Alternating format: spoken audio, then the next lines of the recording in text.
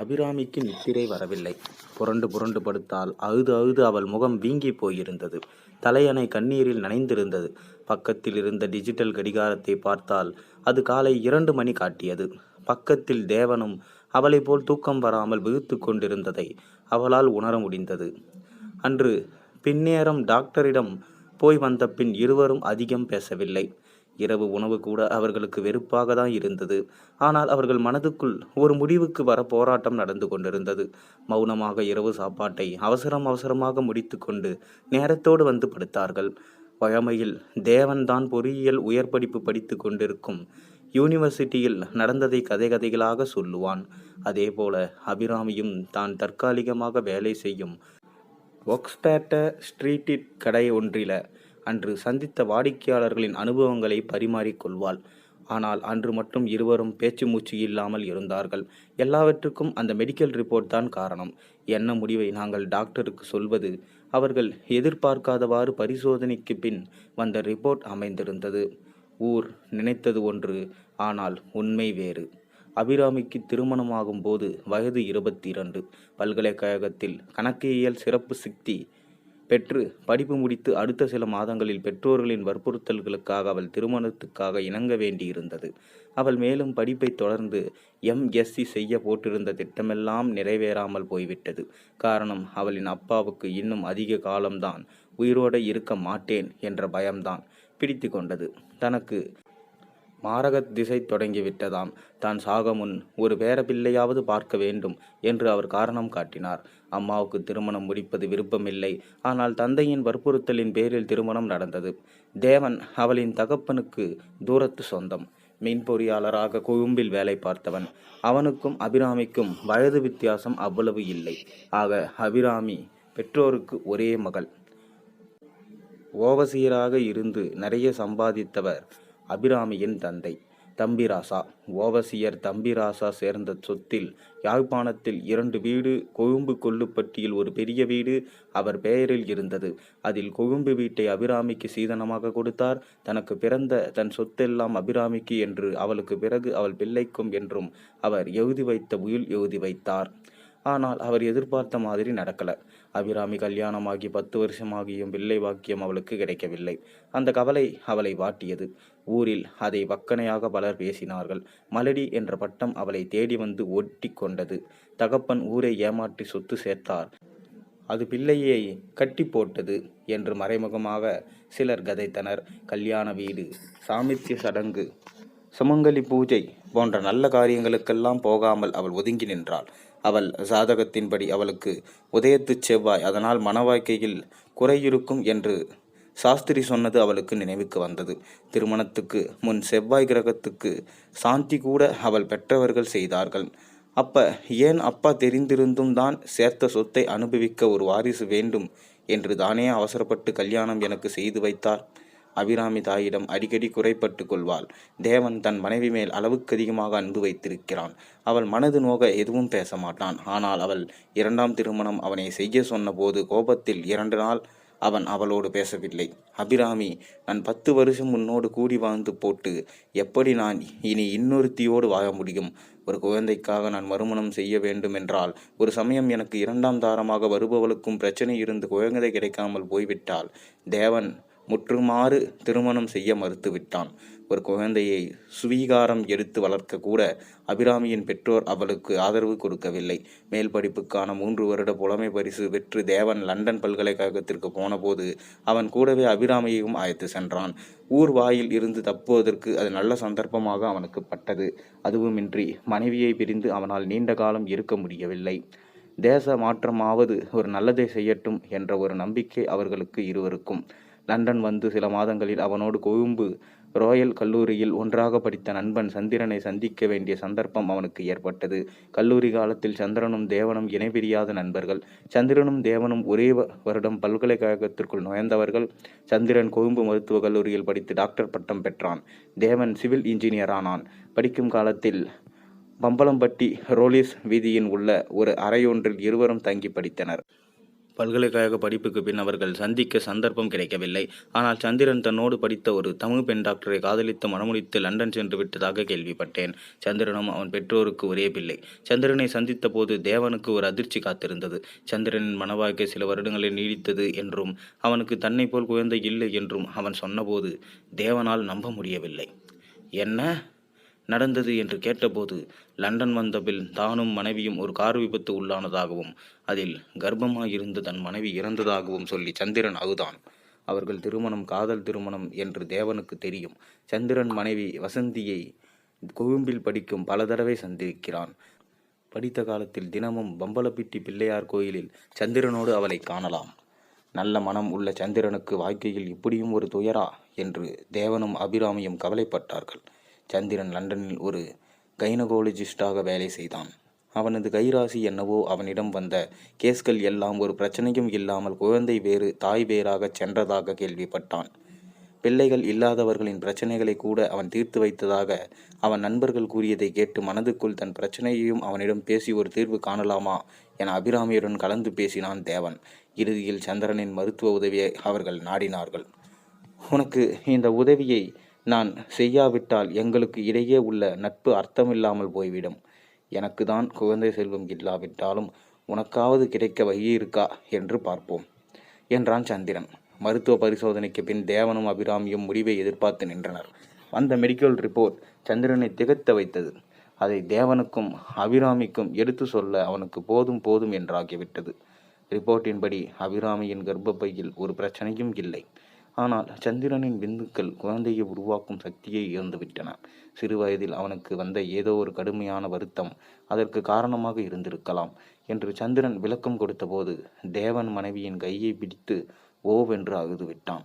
அபிராமி கலங்கவில்லை. சில வினாடிகள் அமைதியாக இருந்துவிட்டு, எதற்காக இப்ப நீங்கள் அழுகிறீர்கள்? எமக்கு கொடுத்து வைத்தது அவ்வளவுதான் என்றான். வார்த்தைகள் தழும்ப அபிராமி. ஊர் உனக்கு மலடி என்று பட்டம் சூட்டிற்று. உண்மையில் நான் தான் மலடன். எமது சமுதாயம் எந்த குறை இருந்தாலும் முதலில் அந்த பழியை பெண்மேல்தான் போடும். என்னை மன்னித்து விடு. திருமணத்துக்கு முன் இதை பற்றி தெரிந்திருந்தால் நான் திருமணத்திற்கு சம்மதித்திருக்க மாட்டேன். உன் வாழ்க்கையை பாழடித்திருக்க மாட்டேன் என்று அபிராமியின் கையை பிடித்து அழுதான். அபிராமி பேசாமல் அமைதியாக, என்ன விசர்கதை கதறுகிறார்? எது நடக்க வேண்டும் அது நன்றாகவே நடக்கத்தான் செய்யும். நடக்கப் போவதை பார்ப்போம். கீதையில் சொன்ன தத்துவம் பேசினாள் அபிராமி. சற்று நேரம் சிந்தித்துவிட்டு, டாக்டர் இதற்கு தீர்வு இல்லையா என்றான். மனதைரியத்துடன் அபிராமி, ஏன் இல்லை? இந்த நவீன விஞ்ஞான உலகில் இல்லாத தீர்வுகளா என்றான். டாக்டர் சந்திரன் அமைதியாக. அந்த பதிலை தேவனும் அபிராமியும் டாக்டர் சந்திரனிடமிருந்து எதிர்பார்க்கவில்லை. என்ன சந்திரன், சொல்றீங்களா? எங்களுக்கு குழந்தை கிடைக்க வழியுண்டா? தேவன் கேட்டான். ஆம் உண்டு. ஆனால் படித்த நீங்கள் இருவரும் உங்கள் இருவருக்குள்ளும் கலந்தோலோசித்து ஒரு முடிவுக்கு வர வேண்டும். இது உங்கள் இருவருக்கும் எனக்கும் இடையிலான ரகசியமாக இருக்கட்டும் என்று கூறிவிட்டு செயற்கை முறையில் கர்ப்பப்பைக்குள் விந்துவை செலுத்தி குழந்தை பெற வைக்கும் முறையை விபரமாக விளக்கினார் சந்திரன். தேவனும் அபிராமியும் அதை கேட்டதும் வாயடைத்து போயிருந்தார்கள். என்ன பேசலாம்? மௌனமாக இருந்தார்கள். 10 வருஷமாக உங்களுக்கு குழந்தை இல்லை. இப்போ ஒரு வழி இருக்கிறது. அதுவும் நீங்கள் லண்டனில் இருப்பதால் இதை என்னால் நீங்கள் சம்மதித்தால் திருப்திகரமாக நிறைவேற்றி வைக்க முடியும். இருவரும் கலந்து ஆலோசித்து பதில் சொல்லுங்கள் என்றான் சந்திரன். யார் விந்தை என் கர்ப்பப்பைக்குள் செயற்கை முறையில் செலுத்துவீர்கள் என்ற கேள்வியை எழுப்பினாள் அபிராமி. நிச்சயமாக அது உங்கள் கணவனுடையதாக இருக்க முடியாது. ஏன் என்றால் அது சக்தி இழந்த விந்துகள். அதற்கு ஒரு வழி. விந்து வங்கியில் இருந்து உங்கள் இனத்துக்கும் நிறத்துக்கும் பொருத்தமானதொன்றை தேர்ந்தெடுக்க வேண்டும். அதற்கு சில விதிமுறைகளும் பரிசோதனைகளும் உண்டு. அந்த விந்துக்கு உரிமையாளர் யார் என்பது பரம ரகசியமாக வைக்கப்படும். உங்களுக்கு தெரிய வராது. அதனால் பிற்காலத்தில் கணவன் மனைவிக்குள் பிரச்சனைகள் வரக்கூடாது. அதுவும் நோயில்லாத ஒருவரிடம் பெற்ற விந்துவாக இருக்கும். ஏனென்றால் பிறக்கும் குழந்தை அழகாக ஆரோக்கியமாக உங்களைப் போல் நிறமுள்ள குழந்தையாக இருக்க வேண்டும் அல்லவா? அதுவும் அபிராமியின் வயிற்றில் வளர்ந்த குழந்தையாக இருக்க வேண்டும். ஸ்வீகாரம் எடுப்பதிலும் பார்க்க இது ஒரு படி மேல். ஏனென்றால் அபிராமியின் வயிற்றில் வளர்ந்த குழந்தை அல்லவா? அக்குழந்தையின் இரத்தத்தில் அபிராமியின் மரபணுவும் கலந்திருக்கும். அதைதானே நீங்களும் விரும்புவீர்கள் என்ன என்றார் சிரித்தபடி சந்திரன். தேவன் அபிராமியின் முகத்தை பார்த்தான். அவள் முகத்தில் எதுவித உணர்வுகளும் தெரியவில்லை. கண்கள் கலங்கியது. எனக்கு தெரியும், இது உங்களால் உடனடியாக எடுத்துக்கொள்ள முடியாத முடிவென்று. நீங்கள் இருவரும் அவசரப்பட்டு ஆழ்ந்து சிந்தித்து பேசி முடிவு எடுத்துவிட்டு உங்கள் இருவருக்கும் சம்மதம் இருந்தால் என்னை வந்து சந்தியுங்கள். பின் மற்றவற்றை நான் கவனிக்கிறேன் என்றார் டாக்டர் சந்திரன். கட்டிலின் நேர் எதிரே சுவரில் தொங்கிய படத்தில் சிரித்தபடி பெரும் விரலை சூப்பியபடி இருந்த அழகிய குழந்தையை பார்த்து பெருமிச்சு விட்டார்கள் தேவனும் அபிராமியும். இதுபோல இருக்குமா டாக்டர் சொன்ன குழந்தை. இரவு இரவாக தேவனும் அபிராமியும் ஒரு முடிவுக்கு வர முடியாது தவித்து அந்த படத்தில் இருந்த குழந்தைக்கு தான் தெரியும். நடப்பது நடக்கட்டும், எனக்கும் அவருக்கும் தேவை என் மேல் உள்ள மலடி என்ற பட்டத்தை போக்க ஒரு குழந்தை என்று அபிராமி மனதில் ஒரு முடிவுக்கு வந்தால் போல கண்களை துடைத்து கொண்டு, அத்தான் நாளைக்கு டாக்டர் சந்திரனுக்கு டெலிஃபோன் செய்து நாங்கள் வந்து சந்திப்பதாக சொல்லுங்கள் என்றான் அபிராமி மனதைரியத்துடன். அதைத்தான் அபிராமி நானும் தீர்மானித்தான். நான் நினைக்க நீ சொல்லிவிட்டாய் என்றான் தேவன் அமைதியாக. படத்தில் இருந்த குழந்தை அவளை பார்த்து சிரிப்பது போல இருந்தது அவனுக்கு. அவளுக்கு தன் வயிற்றில் அதே போல ஒரு குழந்தை ஒன்று ஊறுவது போன்ற உணர்வு. தான் தாயாக போகிறேன் என்ற பெருமை முகத்தில் பிரதிபலித்தது. இனி சமூகம் தன்னை மலடி என்ற ஒதுக்கி வைக்க மாட்டாது. சடங்குகளில் எனக்கு ஒரு இடம் உண்டு. ஒரு வருடத்திற்கு அபிராமி ஒரு அழகிய ஆண் குழந்தைக்கு தயாரானாள். தங்களை பார்க்க வந்த சந்திரனுக்கு நன்றி தெரிவிக்கும் முகமாக தங்கள் இரு கைகளை கூப்பி தேவனும் அபிராமியும் வணங்கினர். இது என்ன பழக்கம் தேவன்? என் கடமையை தான் நான் செய்தேன். நீ என் நண்பன், அதை மறந்து விடாதே. நீ என்னைக்கும் கும்பிடுவது என் மனசுக்கு ஒரு மாதிரியா இருக்கு என்று கூறியபடி அவனது இரு கரங்களையும் பற்றி கீழே தாழ்த்தினார் சந்திரன். டாக்டர், இவர் படிப்பு இன்னும் 4 மாதங்களில் முடியப் போகிறது. அதற்கு பிறகு நாங்கள் ஊருக்கு திரும்ப இருக்கிறோம். அப்பாவுக்கும் அம்மாவுக்கும் தங்களுக்கு பேரப்பிள்ளை கிடைத்துட்டு பெரிய மகிழ்ச்சி. கோல் எடுத்து பேசி சின்னம் என்றான் அபிராமி. அவர்களுக்கு ஏதாவது சொன்னீர்களா என்றான் சந்திரன். உங்களுக்கு கொடுத்த வாக்குறுதியை நாங்கள் மீறுவோமா என்றார் தேவன். நல்லது, நானும் மாற்றமாகி கிளாஸ்கோவுக்கு போகிறேன். இனி உங்களை சந்திப்பேனா தெரியாது. அதனால் உங்கள் குழந்தைக்கு என் சிறிய பரிசு கொடுக்க விரும்புகிறேன் என்று ஒரு கடித உரையை அபிராமியிடம் சந்திரன் கொடுத்தார். என்ன டாக்டர் இது? நாங்கள் அல்லவா உங்களுக்கு பரிசு தர வேண்டும் என்றான் அபிராமி. சந்திரன், நீர் செய்த இந்த பெரிய உதவி போதாது என்று இதுவுமா? தேவன் உணர்ச்சி வசப்பட்டு நடுங்கும் தன் கரங்களில் சந்திரன் கைகளை பிடித்தான். சந்திரன் பதில் பேசாது குழந்தையை தேவனிடமிருந்து வாங்கினான். குழந்தையின் மிருதுவான கன்னத்தில் முத்தம் கொடுத்துவிட்டு தன் கன்னத்தில் வந்த கண்ணீரை அவர்கள் காணாதவாறு துடைத்து கொண்டு, சரி நான் வாரேன், எனக்கு வேலை இருக்கு என்று பதிலை எதிர்பார்க்காமல் அறையை விட்டு வெளியேறினான். அவர் நடந்த வீதம் அவர்களுக்கு புரியாத புதிராக இருந்தது. டாக்டர் சந்திரன் அறையை விட்டு வெளியே போய் சில நேரத்துக்கு பின் தேவன் கடித உரையை அபிராமியிடம் வாங்கி பிரித்தான். அதனுள் சிறு கடிதம், ஒரு பத்திரம் இருந்தது. கடிதத்தில் இருந்ததை தேவன் வாசித்தான். அன்பின் நண்பன் தேவனுக்கும் சகோதரி அபிராமிக்கும். இதோடு என் பெயரில் என் இறந்து போன பெற்றோர் எழுதி வைத்த சொத்துக்களை எல்லாம் உங்கள் குழந்தையின் பெயரில் எழுதி வைத்திருக்கிறேன். இனி எனக்கு சொத்துக்கள் தேவையில்லை. நான் மறுமணம் செய்து கொள்ளப் போவதில்லை. என் வாழ்வில் எனக்கென ஒரு வசந்திதான். இது உங்கள் மகனுக்கு என் பரிசு. ஒரே ஒரு வேண்டுகோள். என் மனைவி விபத்தில் இறக்கும்போது அவள் 6 மாதம் கர்ப்பம். எங்களுக்கு ஆண் குழந்தை பிறந்தால் அவள் வணங்கும் முருகன் பெயரான அழகன் என்ற பெயர் வைக்க இருந்தோம். ஆனால் அது எங்களுக்கு கொடுத்து வைக்கவில்லை. அதனால் அழகான உங்களது மகனுக்காவது அந்த பெயரை வைப்பீர்களா என தாய்மையுடன் செய்து கேட்டுக்கொள்கிறேன். அதை மறக்காமல் நிறைவேற்றுங்கள்.